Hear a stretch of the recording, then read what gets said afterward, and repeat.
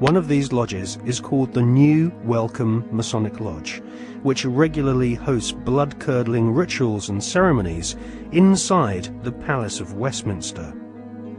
Members of Parliament from all political parties gather together, wearing white gloves, sashes, lambskin aprons, and wielding ceremonial daggers, swearing bloodthirsty oaths of allegiance to each other.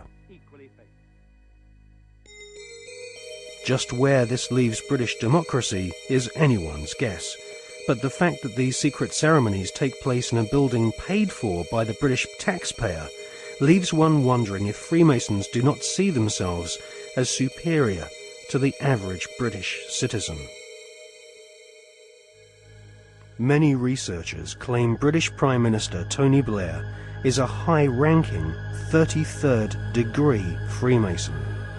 This is the highest rank of Mason, and this elite cabal of British Freemasonry has its own headquarters at number 10 Duke Street, which some claim is connected to number 10 Downing Street via a secret underground tunnel. Inside the Duke Street headquarters of the Supreme Council of the 33rd degree, there is a red room, a black room, and a chamber of death, which Masons use for macabre rituals based on ancient Jewish mysticism and Enochian magic. Once initiated into the 33rd degree, Masons are told they are superior beings, and the human population are referred to as being profane goyim, which means cattle. If Tony Blair is indeed a 33rd degree Freemason, then he is following in the footsteps of previous Prime Ministers, who have all been members of either Freemasonry, the Knights Templar, or the Round Table, which was started by Sir Cecil Rhodes following his economic conquest of Zimbabwe during the 19th century.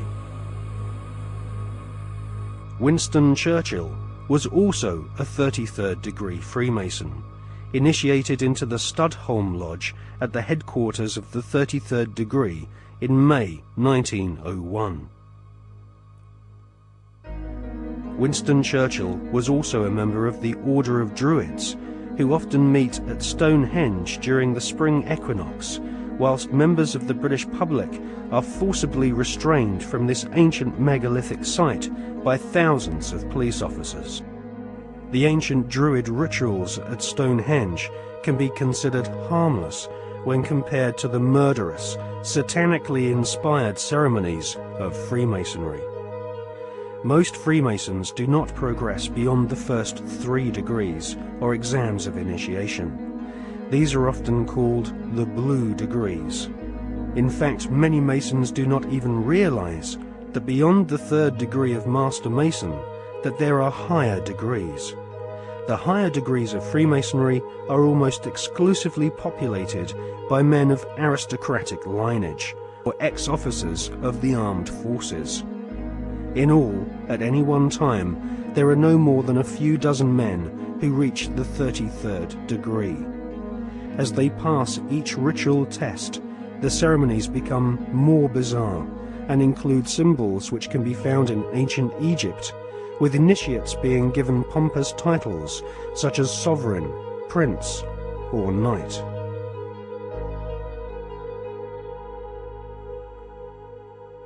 When we see Tony Blair meeting with George Bush Jr., we are actually seeing 2 knights of secret orders. Blair is rumoured to be a sovereign knight of Malta, whilst Bush is confirmed as being a knight of Eulogia, his title bestowed upon him whilst laying in a coffin at the Skull and Bones Secret Society headquarters at Yale University.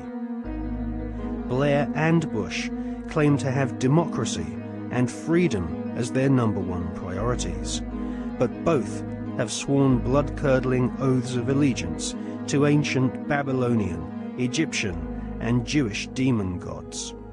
Both have sworn on pain of death not to reveal the secrets of their Masonic orders. Both have been initiated into the age-old Illuminati global network, which is obsessed with death and murder. I mean, are we being ruled by politicians who consult with Baphomets and demons?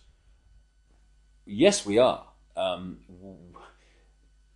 way the world is structured is like a compartmentalized pyramid, and it's pyramids within pyramids, like Russian dolls, one doll inside a bigger doll inside a bigger doll.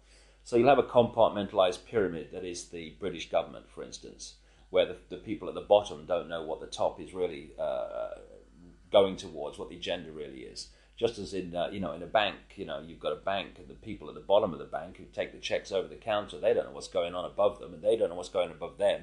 And eventually, in all these pyramids, you have a tiny little number of people at the top that are actually the only people that know how the whole game fits together. Everyone else is just playing their part in ignorance.